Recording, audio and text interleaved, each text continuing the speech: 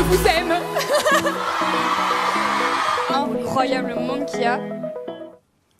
Des fans par milliers, des stars sur scène, ça ressemble à un concert ou un festival de musique.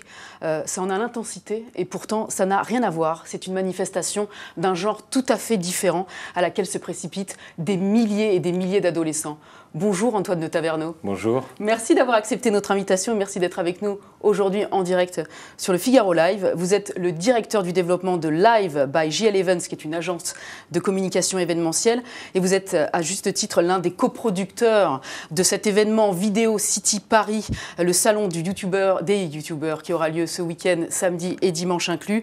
On vient de voir les images de l'édition 2015 de Vidéo City Paris, un événement, on va le préciser, qui met à l'honneur des stars d'Internet, des créateurs de vidéos qui diffusent leurs créations sur YouTube.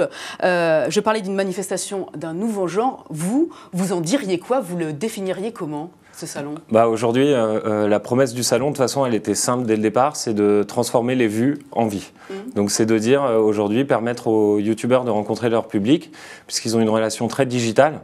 Et nous, on a rendu possible l'impact physique de ces relations en créant une énergie folle autour, comme vous avez pu voir sur les images. Donc ce sont les youtubeurs qui vont à leur rencontre des fans et des abonnés, et inversement, donc tout le monde se voit enfin, et plus à travers un écran. Ce phénomène des youtubeurs est un phénomène de très grande ampleur. L'édition 2015, plus de 25 000 personnes, je crois, se sont rendues sur le site de la Porte de Versailles en 2 jours. Vous aviez convié 120 youtubeurs à l'époque. Cette année, combien de personnes vous attendez et combien de youtubeurs seront invités? Alors, on attend entre 30 et 40 000 personnes et on va avoir à peu près 250 youtubeurs représentés. Donc on voit qu'on a bien développé l'événement depuis 1 an et demi.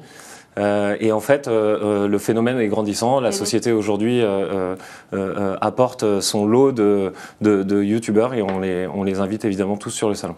Est-ce que les poids lourds de YouTube, les poids lourds français, on va les citer, les plus populaires, Cyprien, Norman, Squeezie, Natou, Enjoy Phoenix, pour ne parler qu'eux, qui comptent entre 3 millions d'abonnés pour certains et 10 millions, voire plus de 10 millions d'abonnés pour d'autres, seront présents, ont répondu à votre invitation? Oui, bien sûr.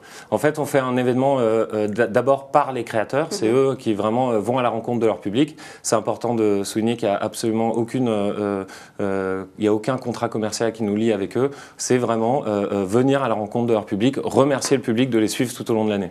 Alors concrètement, qu'est-ce qui va se passer sur place? On en voit quelques images encore. Comment on fait pour éviter de tomber dans le travers d'un simple défilé de selfies ou de défilé d'autographes entre les uns et les autres? Alors nous, c'était un peu la première promesse de Vidéo City, c'était un peu la starification de ces youtubeurs, donc c'était venir à la rencontre des publics. Aujourd'hui, on a vraiment travaillé, nous, sur la marque Vidéo City et le contenu qu'on va apporter. Donc en plus des meet-up qui étaient quand même l'ossature de notre événement. C'est quoi les meet-up? Les meet-up, c'est la rencontre avec ces youtubeurs, c'est les dédicaces. D'accord. Et ensuite, on a une grande scène qui vit avec un show permanent pendant les 2 jours. Donc là, il y a tous les grands youtubeurs français qui passeront sur scène avec des démos sportives, des concerts, des remises de prix, des questions-réponses. Et aujourd'hui, nous, on a voulu upgrader le contenu en proposant des expériences ludiques, fun, au sein du salon pour que le visiteur puisse passer un super moment. On va préciser qu'il y a des créateurs vidéo qui sont dédiés au sport, au fitness. Exactement. On a reçu il n'y a pas très longtemps Sissi Mua qui fait partie de ces championnes du fitness sur YouTube, qui sera là également. Il y a des spécialistes du jeu vidéo, des spécialistes qui font plutôt de la pédagogie pour enseigner tel ou tel élément ou matière qu'on a à l'école. Ça, c'est une spécificité qui vous permet, vous, de faire des corners ou des espaces dédiés, c'est ça? Oui, en fait, on a voulu matérialiser physiquement ce qu'étaient ces plateformes de vidéo comme YouTube, avec des thèmes qui étaient très porteurs dès le départ, comme l'humour et le gaming. Et c'est vrai qu'avec les phénomènes de société, il y a des nouveaux thèmes qui ont émergé, comme le fitness, le sport, l'éducation. Et cette année, on a aussi une nouveauté, on a des web-séries. Donc la frontière est de plus en plus fine entre YouTube et les différents médias visés par ces youtubeurs. Et on a aussi un espace parent, parce qu'on avait complètement oublié de parler à la cible parents l'année dernière. Et cette année, on a vraiment un espace qui leur est dédié pour qu'ils comprennent au mieux ce phénomène. Ils sont parfois perdus, effectivement, face au centre d'intérêt de leurs jeunes pour ce média. Avec cette manifestation, on le disait il y a quelques minutes, on quitte le virtuel pour entrer de plein pied dans la réalité. Donc, les youtubeurs rencontrent leurs fans. Est-ce que cette volonté d'aller à la rencontre de l'un ou de l'autre, c'était une volonté partagée par les deux parties? Complètement. Alors au début, le phénomène est assez jeune, donc au début les youtubeurs, seuls les gros pouvaient faire des meet-up, donc des dédicaces, et seuls eux pouvaient déplacer les foules. Aujourd'hui, on assiste vraiment à un phénomène où ils ont besoin aussi de se retrouver entre eux. C'est des youtubeurs d'horizons très variés, comme je viens de le dire, et du coup, la volonté d'être tous ensemble, et nous on est devenu un peu, on va dire, le coup de projecteur sur cette nouvelle industrie qui est les créateurs de vidéos. Je vous dis ça parce qu'on pourrait considérer que si on était youtubeur, que c'est une contrainte, une forme de contrainte ou même de mise en danger d'aller voir à quoi ressemble son public, de le rencontrer.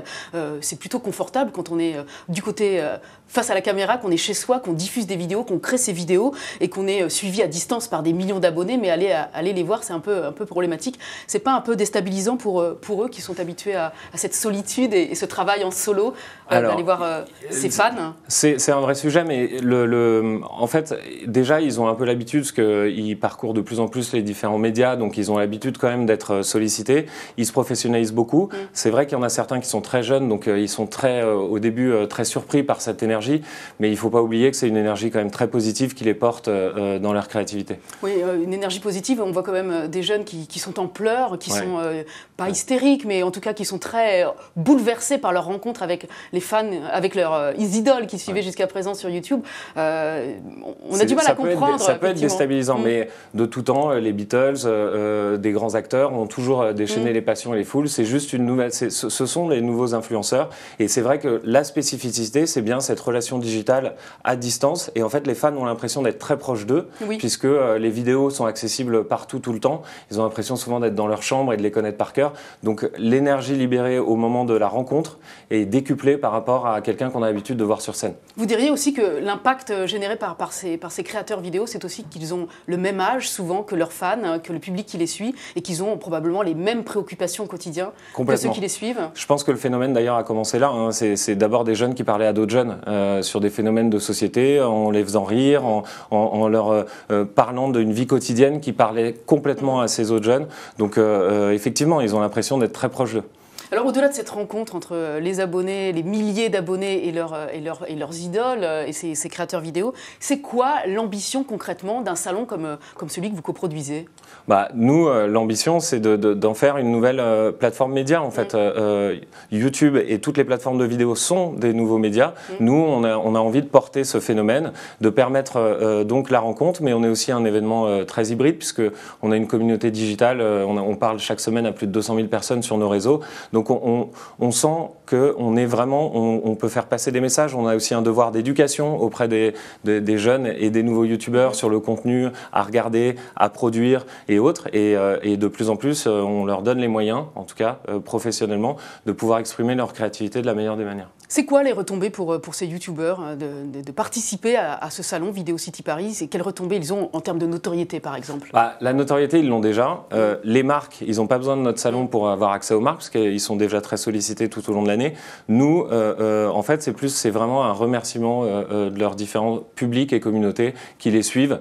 D'ailleurs, ils font des journées marathon. Sur 2 jours, ils enchaînent interviews, shows, dédicaces. Et donc, ils donnent vraiment de leur personne. Vous disiez qu'il n'y avait pas d'accord commercial entre vous, le salon, et eux. Ça veut dire qu'ils ne sont pas rémunérés pour leurs prestations sur place? Ils sont rémunérés sur des piges classiques, mais ils sont pas rémunérés pour leurs prestations. C'est un vrai remerciement, je pense, pour leur communauté. Est-ce que des marques sont présentes sur place en loose day, on va dire, en cachette, pour aller les repérer et les hameçonner? Alors nous, on fait les choses de manière très transparente, mais effectivement, on a un business model sur l'événement, donc il faut bien le financer. Et aujourd'hui, il y a des marques qui sont présentes, elles ne sont pas du tout cachées, elles font vivre des expériences, et c'est la condition pour lesquelles on les accepte, c'est de faire vivre des expériences ludiques et viralisables pour que le visiteur puisse passer un bon moment. Les marques sont au contact de leurs consommateurs d'aujourd'hui et de demain, et nous, ça valorise l'événement qui devient une grande expérience globale. Donc les marques, elles peuvent communiquer à travers ces youtubeurs ou en leur fournissant des accessoires ou des objets, ou en tout cas des produits qui appartiennent à ces marques-là, et donc les youtubeurs sont rémunérés de cette façon-là, ou alors c'est du spot publicitaire qui englobe leur communication? On est plus vraiment sur des marques qui bénéficient du rayonnement média de l'événement et qui proposent des expériences qui sont derrière viralisées, soit sur leur réseau, soit elles produisent même du contenu qu'elles utiliseront dans des futures communications. Et derrière, certaines marques sont déjà en contrat avec des youtubeurs. Des contrats exclusifs. Exactement. Qui les lient avec eux. Et ces youtubeurs, évidemment, dépendant de leur contrat, passent voir telle ou telle marque sur leur stand. Mais voilà, il n'y a pas un but commercial entre les marques et les youtubeurs directement sur le salon. Mais c'est aussi pour eux une vitrine. Et on sait qu'il y a certainement aussi, autrement que les marques, des médias classiques, des chaînes de télévision, des radios peut-être, qui vont venir les chercher, pour signer des contrats avec eux. On a beaucoup de... déjà, on a 3 coproducteurs qui sont des boîtes de production et de gestion de talent. Qui sont liés ou à M6 ou Canal+. Exactement, avec Golden Moustache, Studio Bagel et Webedia. Et du coup... on a déjà ces gestionnaires de talent. Le but des autres médias, c'est plus, je pense, d'analyser le phénomène, de le comprendre. En première édition, c'est un phénomène qui était très incompris. On parlait plus de la connexion digitale et autres. Et là, on rentre vraiment, on sent sur cette deuxième édition, sur la création de contenu et l'artistique, ce que peut apporter des youtubeurs dans le paysage audiovisuel français aujourd'hui. Vous avez l'impression que les médias classiques, les médias traditionnels ont pris conscience de l'ampleur du phénomène et de la concurrence que ça peut représenter pour eux à terme? Ouais, alors on n'aime pas trop le mot concurrence, on pense que c'est vraiment complémentaire. Mais oui, il y a une vraie prise de conscience en cette deuxième édition. La première année, on se battait vraiment pour essayer, pas d'imposer le phénomène, mais en tout cas de le faire comprendre. En deuxième année, c'est très différent. On voit des plateformes de vidéos mobiles, par exemple, qui sont en train de sortir. Donc on voit que la frontière entre les différents médias est de plus en plus infime. Et par contre, ces influenceurs et youtubeurs sont intégrés pleinement dans la création des différents médias traditionnels. Donc aujourd'hui, c'est de la complémentarité, c'est plus du tout de la concurrence. Oui, c'est presque un modèle économique à part entière. On peut considérer qu'il est solide, ce modèle économique, aujourd'hui? Alors, solide, ça dépend des talents et surtout de leur créativité à eux, mais le modèle s'intègre, j'insiste qu'il s'intègre pleinement dans les autres médias, parce qu'on voit qu'ils commencent à faire des émissions télé, il y a des prime time sur Canal+, et W9 qui sont faits avec des youtubeurs et par des youtubeurs. On a des mini-séries mobiles qui sont faits pour eux. On peut citer Paul Taylor, par exemple, exactement, avec What the Fuck Friends. On a un film qui a été produit, Les Dissociés, qui est un film qui a été produit, qui dure 1h15, qui a été produit uniquement pour être diffusé sur le web. On voit que c'est un film qui a coûté 150 000 €. Donc on est dans toutes les industries sont touchées, mais c'est très positif pour justement innover dans les contenus. Il y a quelque chose de réducteur à désigner ces créateurs de vidéos comme des youtubeurs. Est-ce qu'on ne peut pas les nommer différemment? Est-ce qu'il ne faut pas les définir comme artistes, producteurs, réalisateurs? Complètement. Moi, je suis... Ils sont tout à la fois, peut-être? Youtubeur, c'est un mot un peu médiatique, on va dire, pour comprendre un peu ce qu'ils font, mais c'est des talents et des artistes à part entière. Ça, c'est clair. Et d'ailleurs, la venue du CNC sur le salon montre bien qu'aujourd'hui, avec la taxe YouTube et tout ce qui a été mis en place, que c'est un vrai... c'est des vrais créatifs. Antoine de Taverneau, quand on parle de ce sujet un peu autour de soi, on voit qu'il y a quand même un gap en fait, entre, on va dire, les moins de 30 ans qui sont absolument au fait de ce qui se passe, qui perçoivent toute l'ambition, toutes les perspectives, l'inspiration que peut susciter la création en vidéo sur Internet, et puis les plus de 30 ans qui, eux, expriment plutôt une espèce de, pas d'indifférence, mais de retenue, de perplexité. Vous comprenez ce scepticisme à l'égard de ce nouveau modèle économique, en tout cas de cette nouvelle façon de consommer la vidéo sur Internet? Oui, alors... c'est un discours que j'aurais entendu il y a 2 ans. Je pense que aujourd'hui, c'est un peu différent parce qu'on voit que dans tous les domaines sont touchés. Je prends un exemple plus concret qui parle à tout le monde, le food. On a de plus en plus de chefs, que ce soit des chefs étoilés ou des grands chefs, qui sont des influenceurs, qui font des vidéos sur Internet, et ces vidéos sont consommées par des gens de plus de 30 ans. Alors le phénomène starification, youtubeur, on va dire humour, gaming, co, évidemment est beaucoup mieux compris par les moins de 30 ans. C'est celui-là dont je vous parle essentiellement. Et beaucoup mieux compris par les moins de 30 ans. Moi-même aujourd'hui, je ne suis pas forcément dans la cible, ayant plus de 30 ans, mais effectivement il y a un petit gap, mais les gens commencent à comprendre quand même que ces influenceurs ont un vrai pouvoir sur leurs enfants, leurs ados, et donc nous on a un devoir d'éduquer les parents et les enfants sur les dangers que peuvent représenter certaines... Mais justement, à propos d'éducation, je vais me faire un peu l'avocat du diable. Est-ce qu'un salon comme Vidéo City Paris, c'est pas une espèce de d'illusion, de mirage d'une réussite facile à portée de main? Pas besoin de diplôme, pas besoin de trop d'argent, on peut démarrer avec une caméra chez soi. Et puis finalement, la clé du succès, c'est juste ça. Et puis on a de l'argent derrière, avec des marques qui vous signent. C'est une bonne question, parce qu'elle revient souvent. En fait, ces jeunes-là, c'est important de souligner que ceux qui réussissent, c'est pas une vocation. C'est-à-dire c'est pas des gens qui se sont dit je vais devenir youtubeur. Les plus gros youtubeurs français aujourd'hui, c'est des gens qui ont commencé à faire passer des messages qu'ils avaient besoin de créer, de diffuser. Et une fois que ces vidéos ont prise, ils sont un peu professionnalisés, ils sont devenus. Mais aujourd'hui, effectivement, il n'y a pas de vocation de youtubeur. Il faut continuer ses études, il faut travailler, et si à côté de ça l'opportunité se présente, tant mieux. Vous avez conscience quand même que votre discours il tient pour effectivement les premiers, ceux qui ont ouvert la marche, qui se sont fait tout seuls. Mais aujourd'hui, il y a des jeunes qui vont vous dire moi, mon ambition, c'est de devenir youtubeur ou en tout cas de cartonner sur Internet. Et c'est le rôle des parents de les mettre un peu dans le droit chemin en disant continue tes études et on verra plus tard. Qu'est-ce qui fait justement qu'un youtubeur sort du lot, fait la différence aujourd'hui ? En fait, c'est sa capacité à fédérer une communauté autour de lui. C'est simple, c'est bête et méchant. Plus il y a de trafic, plus il y a de téléspectateurs, plus c'est comme un film ou une pub, la vente d'une pub.